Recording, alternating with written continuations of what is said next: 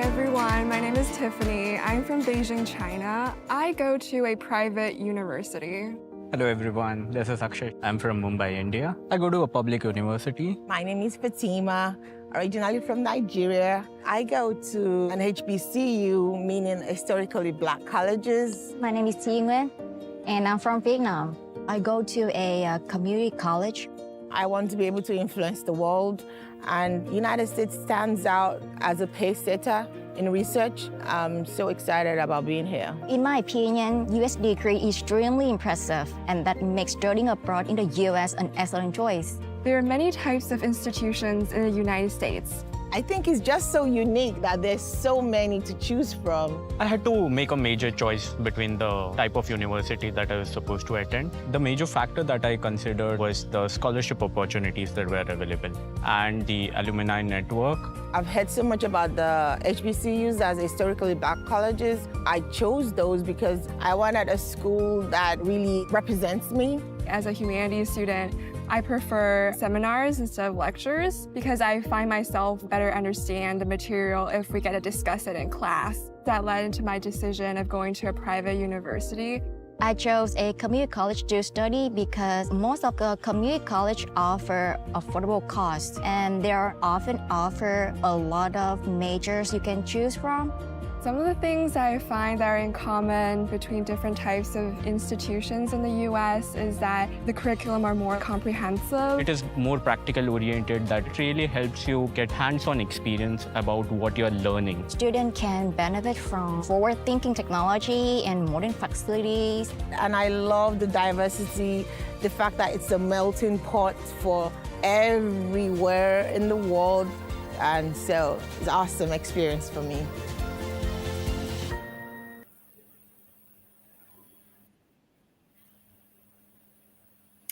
Hello, everyone, and welcome to our today's session, to our February sessions. We are very happy to welcome you all today here, and we are very excited that you are participated and interested in our webinars. We hope that all the February webinars that we have planned, and you can see our agenda on our website, are going to be all useful to you.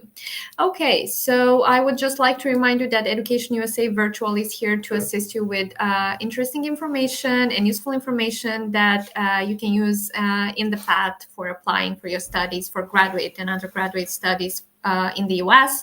And on our website, you can find our agenda. You can find useful courses that can help you to navigate the process.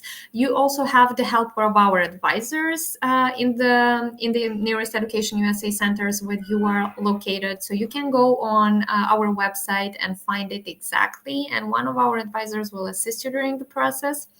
And today, guys, as I've already mentioned, we have an interesting invitee, which will present on an interesting program that not many of our students would apply for, I think. So this is forensic science. And I was so excited when we reached Colin because I think he would be so excited and so charismatic about talking specifically about this topic. So I hope that you will have a lot of questions to him, and he will present to us, and he has an interesting presentation. And I will just give him the floor. Forgot to mention that Colin is from John Jay College of Criminal Justice. So Colin, I will just give you the floor. You can just tell us more information that we are so excited to hear about. Thank you so much. Hello, everybody. My name is Colin Wiggins. I am a senior academic advisor at John Jay College of Criminal Justice, which is part of the City University of New York, located in New York City. We are the largest public university in the world, in New York City. And today we are going to speak about criminal justice and STEM. So STEM stands for science, technology, engineering, and math, but specifically those majors that you can study in the US that are STEM with criminal justice. I like to say these majors and these careers are all of the things that you can see on television and listen about on podcasts. So CSI, FBI, criminal investigation. I'm going to go over a lot of those careers and how you can study them in the United States and bring that education back to your home to have a very fulfilling and rewarding life in these areas. So that's me. So here's me again, Colin A. Wiggins. I love to travel, and my husband and I were just in Kazakhstan this fall. We were in Astana. We've always wanted to go, and it was absolutely amazing, and we loved it. And hopefully we can go to and visit many other places. But I just wanted to share that, you know, I am familiar with some parts of the world. And so now we'll go to the next slide. Oh, Astana. I loved Astana. I love Kazakhstan so much. I miss it. I want to go back. But let's talk about why I'm here. So criminal justice is how governments use to prevent crime and punish people who break the law, right? Every place in this world has laws. And to enforce those laws, you need criminal justice. And criminal justice is a very specific type of study. And before maybe the 20th century, there was something called criminology, okay? And criminology is the study of crime, like geography is the study of the earth, and sociology is the study of the science. Criminology has always been the study of crime, but the criminal justice, when you hear about criminal justice, it's really a newer area of study and very popular here in America and also popular around the world. Now, the cool thing that everybody wants to study is forensic science, you know, criminal investigation, CSI, crime scene, all of that interesting stuff. Forensic science is a great way to help solve crimes, again, to prevent injustice around the world. So forensic science is very important, and I think it's a very interesting career to study. And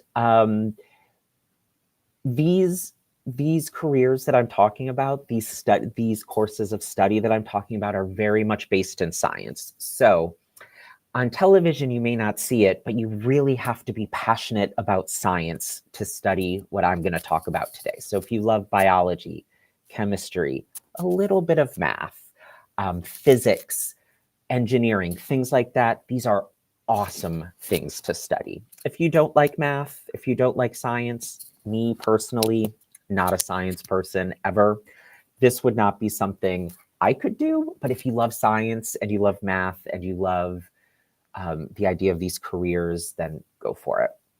So in criminal justice, we have forensic science, but there's also other things that you can study as well. You can study law and criminal procedures and criminal law, corrections, which is like prisons and jails. Oh, I see someone from Georgia. Awesome.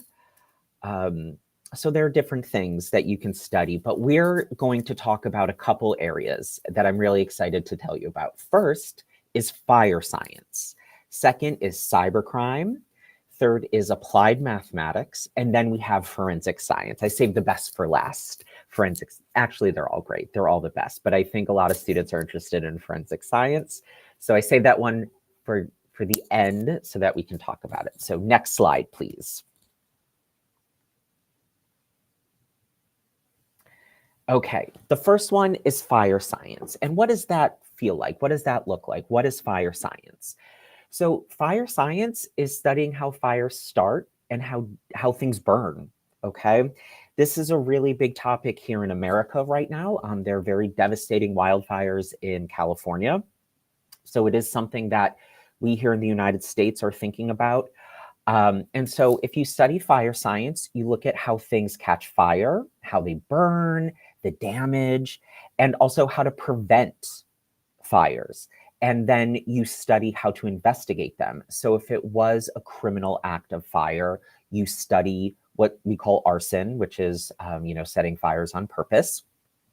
You also study how to handle chemicals and fire and tools used to control the fires outdoors, like I mentioned here in the United States. So how to combat the fires outdoors, in a home, or in commercial properties, business, things like that. So it's actually, there's a lot of different areas to study.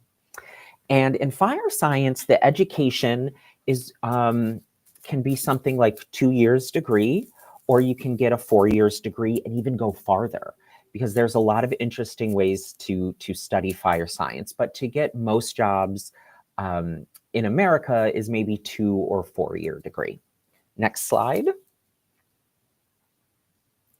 So to have the career in fire science, like the firemen, you need to be able to communicate. You have to have strength in tough situations. Fire is it's a very scary, very tough career. So you have to be able to be flexible and be able to do that. Commitment and determination, caring and understanding. Fire is very scary. People can be they get very sad, they get very stressed out, if they lose their home to fires. So you have to be able to understand, you have to be able to speak clearly when you're doing the fire science. And then of course, leadership, to be, the leader of, the firefighters or emergency services. So next slide. And here are the job opportunities. And with each of these areas, I want to talk about the job opportunities, because if you're going to study, the goal is to have a great job, and a job that you can be proud of, and a job that, makes your family and your community happy that you're doing. So here are some of the jobs you can get with fire science: firefighter, emergency services. In America, you can study fire science, and within fire science, you can also study what we call emergency services, like the ambulance or the paramedics. That's something you can do here as well. You can also study safety. So you could be a safety manager for buildings, for businesses. You can be safety manager for schools, not just being a firefighter, but a lot of different careers within fire science. All right, I think we're going to go to our next area. So next slide. Cybercrime. So this is interesting. You probably see this on a lot of television shows and movies maybe, but cybercrime and digital forensics is a very interesting field of study. So a cybercrime education is digital forensics. And that is when you study evidence from computers, cell phones, tablets, any type of device, and you study them to be used as part of the criminal investigation. So when you are doing digital forensics, what you do is you isolate a device. So let's say you are part of a team investigating crime, and you find the cell phone. So the first thing you do in digital forensics is you get the device so that nothing can be changed, no deleting, no wiping out the phone to look for evidence. Then you make copies of the device, and then you keep the original safe for evidence. And then you go in and you look at the data. You call logs, texts, photos, location, GPS, all of those things. Like, it actually does look like that in real life, like it does in the movies and television. And so with digital forensics and cybercrime, you use tools and techniques to look for those devices. Cybersecurity is another area, and this is a career that has a lot of potential. There's a lot of money, and it's a very growing career, and there's a lot of great opportunities. So cybersecurity is protecting networks, computers, and data from the attacks. So cyber attacks, hackers, things like that. So if you do cybersecurity, it includes managing who can access your computer systems, what we call risk management, making sure that, if something happens, that all of the data is secure. And then if there's an incident, you can fix it. Excuse me. And cybersecurity is always changing. And that's why it's such a fun and fascinating field because it's always changing. There's new threats. So if you are interested in computer science, computers, this would be a great career to study in the United States. And then you could work for international corporations, you can work for global businesses, you can work for governments. There's a lot of job opportunity out there. And so they always need those people. So this is a very, this is a very prestigious and a fast growing major. And so next slide, please. And so the skills, so what you need to be a cybercrime major and to have a career is details.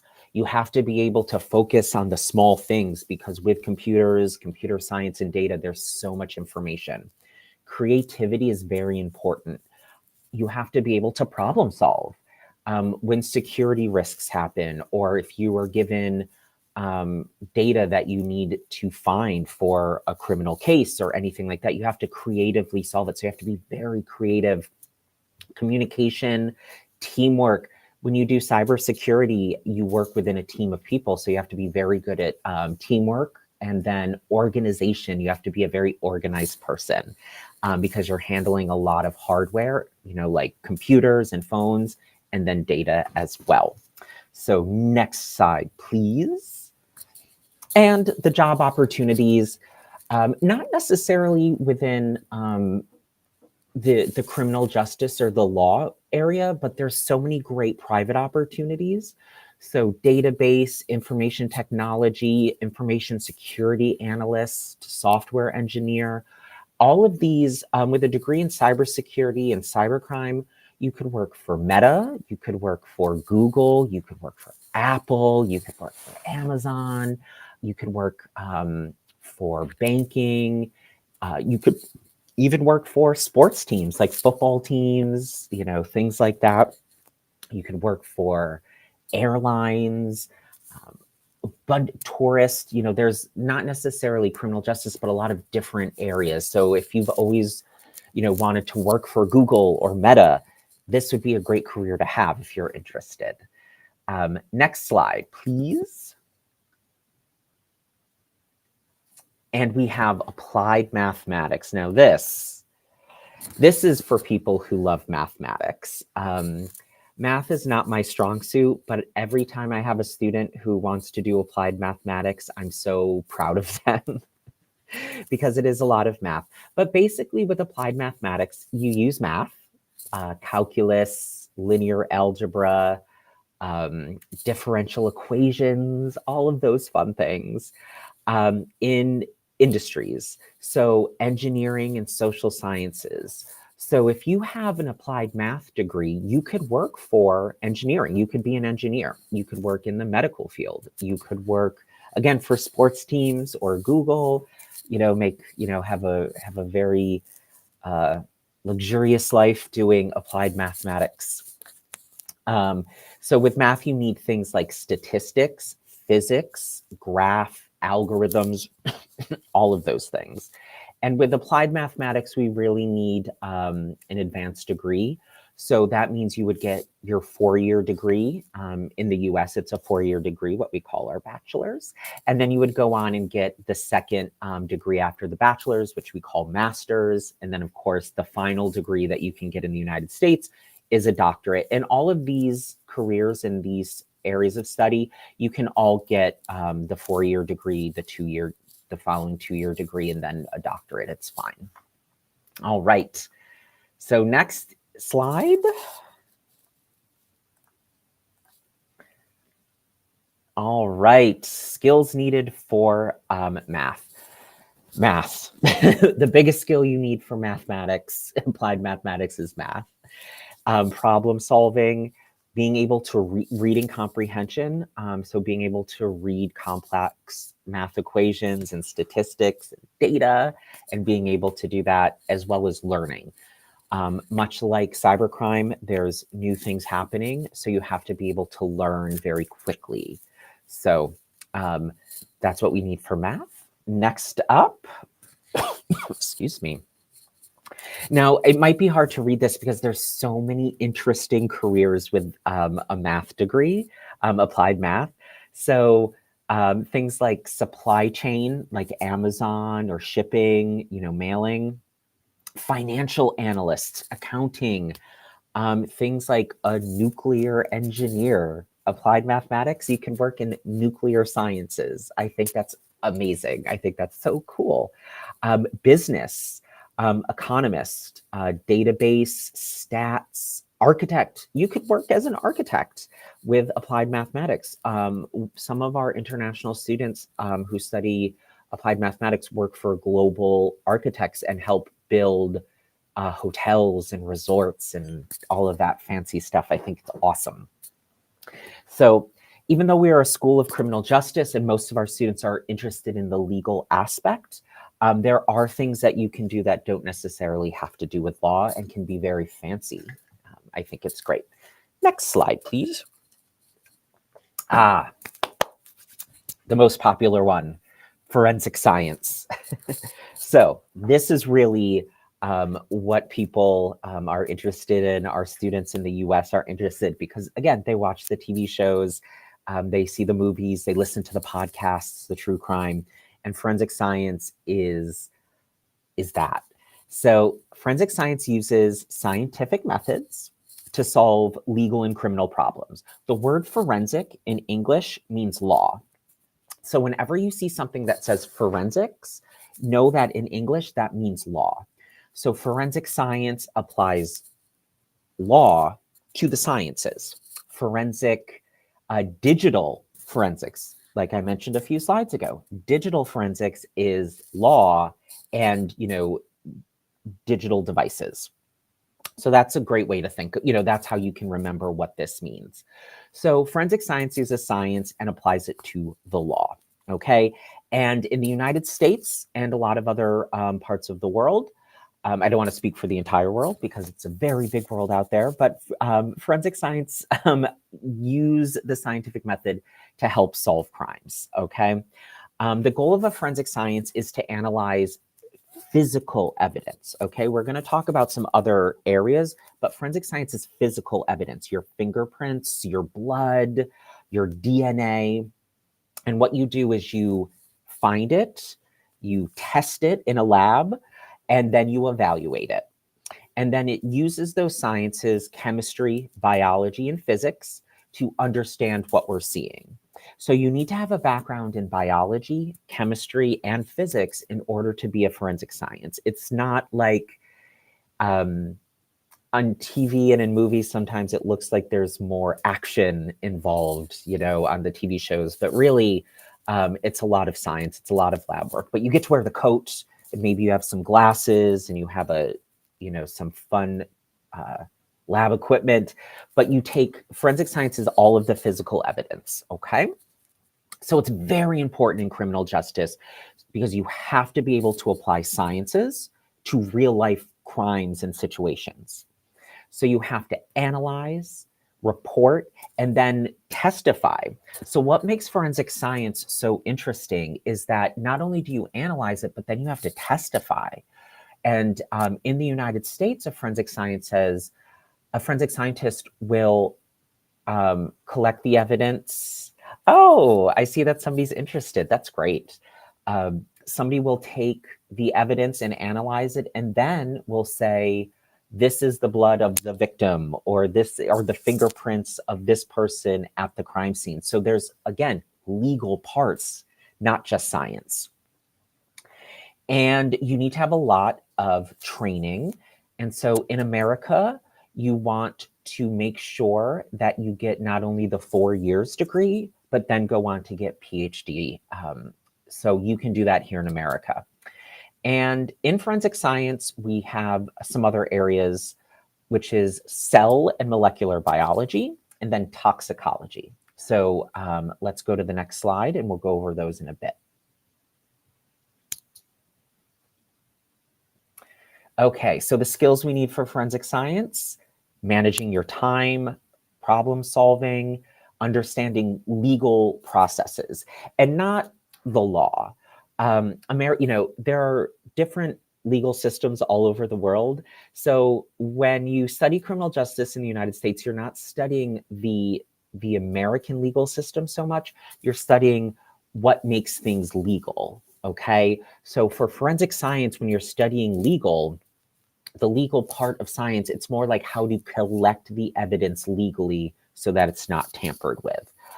Thinking critically, computers, what we call in English multitasking, but being able to do many tasks at once, because as a forensic scientist, you're working on many different cases. You're working on many different things. Fingerprints for this, blood for this crime scene. So you have to be very organized. Okay, next slide, please. So the job opportunities in forensic science, I think these are interesting. So you can be a criminalist, which criminalists reconstruct the crime scene. So if you have a forensic science degree, you construct the crime scene and you help people figure out what happened at the crime scene. Toxicologists, they do more of the body fluids, nails, makeup, perfume, all of those things are evidence. A pathologist does the autopsies. So unfortunately, if there is a dead body, a pathologist will work on the body to determine how they died, when they died, and anything that happened on the body. My favorite, and the one I think is the most interesting, is a forensic anthropologist. So remember, forensic means law, and then anthropology is the study of societies, and buildings, and why people do the things that they do. So forensic anthropologists can identify human bones and discover where and why they died, and also have a background in archaeology, because sometimes you may find bones at a scene and then you have to dig it up and excavate it and find things. But a forensic anthropologist can also work for museums and can help recreate and determine how ancient people lived and how they died. And that would be, if I were to do forensic science, I think I would do that one because I love museums. I love history, so this would be the one that I love the most. But I just think that's a really cool one. And then a document examiner. I also think this is they're all cool. These are all really cool jobs. I hope if you're interested in any of these, you can study them because they're so fun. They're so interesting. I think it's cool. I think a document examiner is cool, but I'm kind of a nerd. But document examiners analyze handwriting and signatures, and they access documents that have been damaged or too old. Maybe you find something and you can't read it, or the paper is deteriorating and you can't interpret it. So they use technology and scanning to recreate it, to find it. I think it's so cool. And again, this has applications to do things that aren't necessarily law related. But again, working for a museum, working as a private investigator, so cool, just so cool. Okay, next slide, please. Excuse me, cell and molecular biology. So cell and molecular biology is a part of forensic science, but this studies cells, right? The little things that make up us, that make up everything, cells, right? And specifically how living things grow and reproduce. So this includes biochemistry, microbiology, genetics, and immunology. So so when you do cell and molecular biology, you study organisms like viruses, plants, animals, and humans, which is, again, a big part of what a lot of research right now. So you can study things like cancer, different diseases that are coming out, or you can study the effects of certain things on animals and even humans. And if you do it legally, you would kind of study, the microorganisms and the cells of maybe crime victims. So cell biologists, you look at all of those, you look at what makes up again, plants, viruses, whatever. And you can use it, you can work in medicine, obviously, farming, which I think is really interesting. Cell and molecular biologists are really important to farming and to making sure that, there's sustainable and safe plants and animals. And if there's a virus or some kind of bacteria that's affecting those things, a cell and molecular biologist can help with that and can solve it. And you can also teach this subject. A lot of these careers also allow you to teach, which is also very cool. So if where you're from, say they don't have a forensic scientist, maybe your village or your city doesn't have a lot of forensic scientists. Maybe you study it and then you become a forensic scientist. And then after a while, you create a program to teach other people in your, in your city, in your country, how to become forensic scientists. That's another aspect of all of these. And this degree allows students to go to medical school in the United States. So a lot of our students who are interested to become doctors will study cell and molecular biology. Next slide, please. Ooh, so many jobs, so many careers in cell and molecular biology. Again, super fun things though. Cancer research, optometrist, right? Glasses, dentist, a botanist, a teacher, a pharmacist. Even if you're thinking of something that, again, isn't related necessarily to criminal justice, but you wanted to be a veterinarian, you want to be a dentist, you want to be a dietitian, an epidemiologist, you want to study viruses and diseases and pathogens and help prevent, more of those outbreaks. You can study in America, you can study in New York City and do all of those things. So the next slide, please.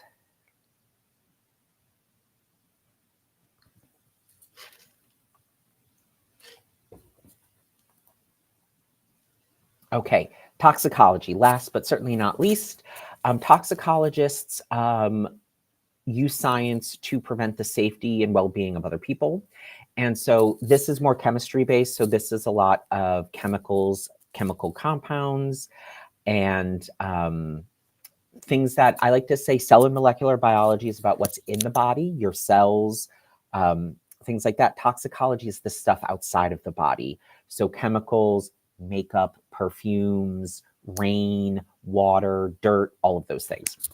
And then modern technology, they use modern technology to do studies to ensure that chemicals are safe to be used by humans, animals, as well as for use in things like medicine, farming, and makeup. So if you like makeup, if you want to do makeup, you can study toxicology and actually work for a makeup company. Next slide, please. So these job opportunities, makeup and cosmetic toxicology, regulations. So you could work with government agencies to make sure that chemicals are disposed of safely and that, all of these chemicals are being used appropriately, medical. And then forensic toxicology is just studying chemicals within a criminal justice atmosphere. And then I believe is that my last slide? I think so. Yes. Awesome. Thank you. We also have a bunch of questions dedicated to the forensic science, so I think we can also proceed to those ones. So you guys have a chance to submit your questions in case you have some more of them. But I will go over those that we have prepared for Colin, and we'll ask him to answer them. So one of the first one was, what is the application package and what is the process for a forensic science degree application? Excellent question. Like most colleges and universities in the United States, you need to be able to provide your high school information, or if you're looking to study farther, if you've already attended university, your university information. And that is based specifically on the country and university or high school that you attended. But most important to study forensic science is you have to have a background in science. You already have to have the education in high school or university in biology, chemistry, physics, and math. So if you don't have that, it can be difficult to get into the forensic science for the 4-year degree or the higher degree. So definitely make sure that you have your biology, chemistry, physics, and math. And would that mean that they would have to finish their first bachelor degree and they can take and then they can take the other bachelor degree, or just switching to a master degree? How is it working? So for students who are coming from the high school, as long as in high school you studied the biology, you studied chemistry, that is absolutely fine, and you can start your 4-year degree in forensic science. If you have gone to university already, you can apply your university, as long as you have science, to maybe getting another bachelor's degree in the United States. Also, if you are a doctor where you're from, or a nurse, or a researcher, or you have had a career in science or the science areas, you can also come to the United States and study.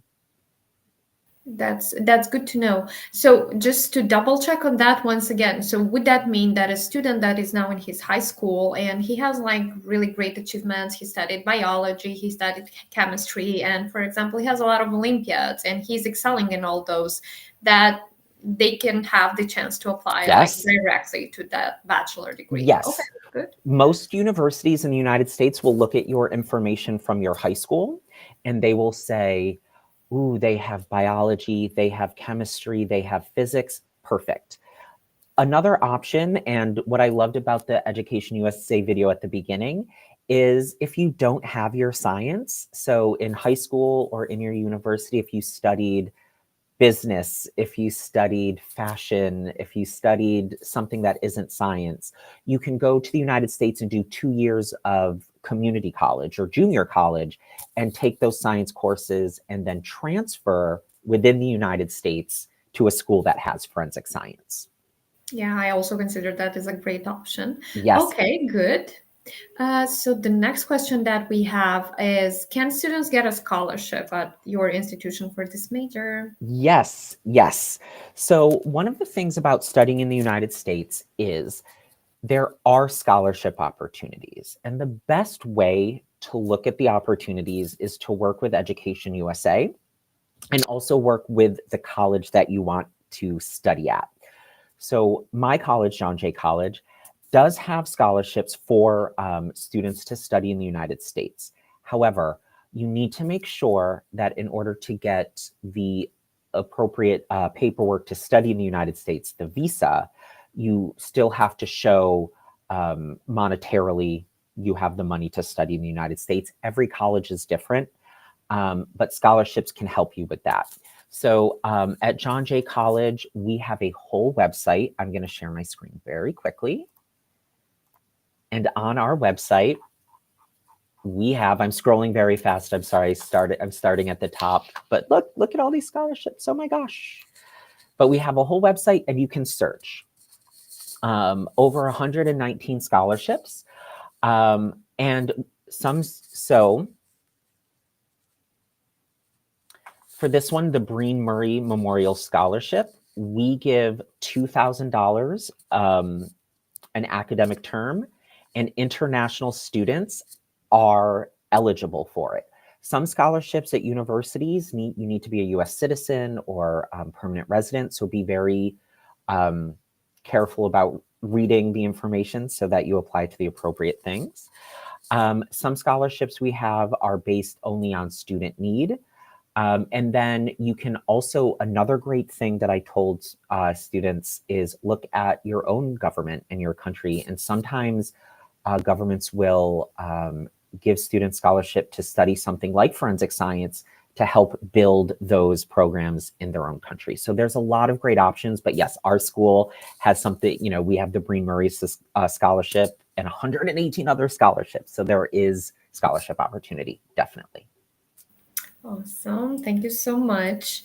Then we go to the next question. I think you already mentioned something on that, but I think it would be helpful just to maybe remind or repeat that. Can forensic science be integrated with other disciplines, such as psychology or law enforcement? And how can students from diverse backgrounds contribute to this integration? Yes, you can use forensic science in psychology. You can study psychology and then concentrate in science. You can go to medical school with forensic science as your degree. And what we love at John Jay, being a university in New York City, is New York City is full of everyone from all over the world. So we actively want and we actively are proud that we represent we have students from over 60 countries from all over the world speaking so many different languages. And it's you coming here and studying forensic science, law, psychology that makes us better, because you are bringing your perspectives from your countries, from your background, and helping us, because the world, it's a global world. And we are excited that we bring in police officers from China every year. We have police officers from Ireland come and study our criminal justice, and then they go criminal justice and forensic science, and they go back to their countries and apply it and make their areas a lot safer. So we love it, and I actively encourage you to study in the US if you can, because we love getting those views from students from different parts of the world. It makes us better. Thank you, Colin. Then we move to the next one. What would you recommend to international students who are interested in specializing in a niche area of forensic science, such as forensic anthropology, which you already mentioned, or digital forensics? I think make sure that you have the what we call the foundation education, either in high school or your own university or your own career. That's the most important thing. A lot of students will be interested in forensic science, but have no science. So as long as in high school you have a little bit of science, you should be okay.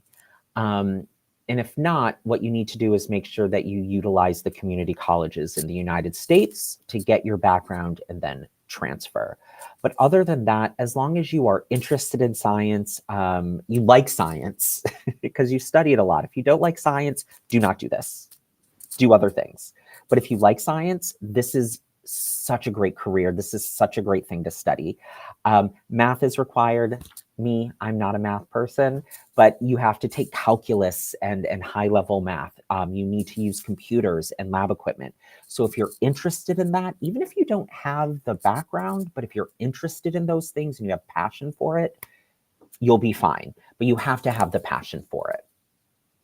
Okay, good. So now, as you've already added on these details, I just wanted to know about the tests, because they would need to provide the English proficiency test. Either that would be TOEFL, Duolingo. What about the optional tests like SAT or GRE, GMAT? Do they need to provide that also? It depends on, each college is different, requiring, every college is going to want to see your English proficiency. But in terms of the SAT, each college is different. There's so many universities in the United States, so it's very important that if you find and research the colleges, you ask the same question to each college. Do I need TOEFL? Do I need SAT? Do I need what do I need? I will tell you that you will have to prove that you've completed high school or completed university. So make sure you have your diploma, or whatever it's called in your country, that you've completed your high school or your university. That's very important so that we can determine that you meet our academic requirements. And it's always good to have TOEFL and those scores, but each college is going to be different. So when you reach out to the universities, if you email them, always ask them, do I need TOEFL? What documents? What translations? And you'll find that each one is different. What about John Jay College? Do they request that, or what would be that? Yes, we request TOEFL. We will request high school information or university information translated and evaluated. And you can use a service, and the school can help you find that, or your Education USA advisors can help you find the translation services. And then if you have, for the students in maybe the high schools, SAT would definitely be very helpful. Okay, so it gives some more points and some more chances to And the yes, application in overall. most universities in the United States, if a student has something like SAT, they will use that to help international students get scholarships. So sometimes there's more scholarship opportunity if you have SAT. It's not required, but some colleges will give, there is some benefits to having the SAT. So if you can take SAT, it's probably a good thing. For sure, yes. Thank you. And the last one, how important is it for international students to stay up to date with forensic science research and trends, and how can they access this information from abroad? Maybe some websites or some links that they might have useful. What do you think about that? Yes, there are a lot of great websites. There's the International Association of Forensic Scientists. There are publications. It really depends on what your interests are. But the one thing I will say is don't go by television or movie. I think I like those shows. We watch the FBI shows every week. We love them. They're very fun. But that is not what the real careers look like. So just make sure that you're using your critical thinking skills to make sure that if you're looking at forensic science information, that it's from what we would consider like a reputable source, like a university, a college, or a professional organization. Maybe not TikTok. For sure. Thank you so much, Colin. Thank you so much for sharing with us your presentation and your answers on the questions that we have prepared. And thank you guys for being with us today. I really appreciate your attendance, and please, if you have questions afterwards, and if you didn't have the chance to view us online, you can also submit your question or send us an email. You can find that on our website. And again, for February, we have planned other interesting webinars related to some unusual majors that many of you might be interested in, as you are maybe now in the process of researching for your programs or for your major. So here we have also a QR code on our screen that you can scan, and you can access our agenda for this month. And for Colin, thank you so much for allowing time to present today. And we really hope that we can cooperate on some other webinars. And if you guys have some more, questions specifically for Colin, let us know. We can always give you his contact information, and he can provide you more details on forensic science. Thank you once again, everyone, and I wish you a great evening.